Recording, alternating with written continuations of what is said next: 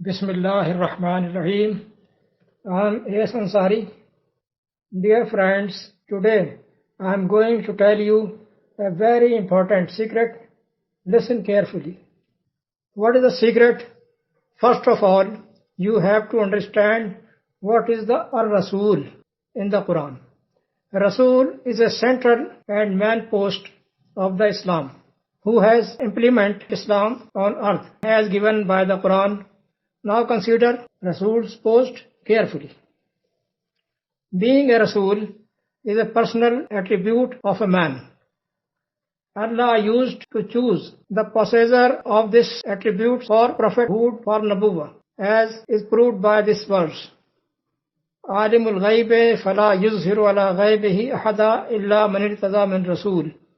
72/26 and 27. Allah has the knowledge of the unseen.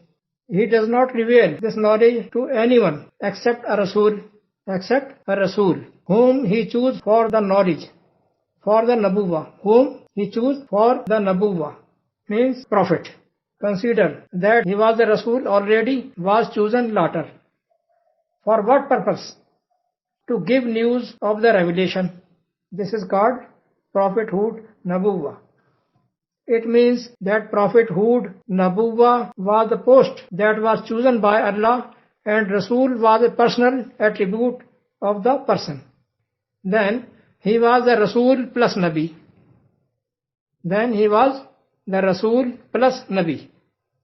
Allah has finished the post of Nabi, the post of prophethood.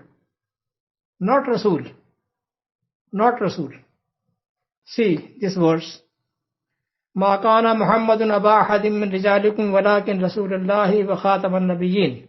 33/40. Muhammad is not the father of any your man.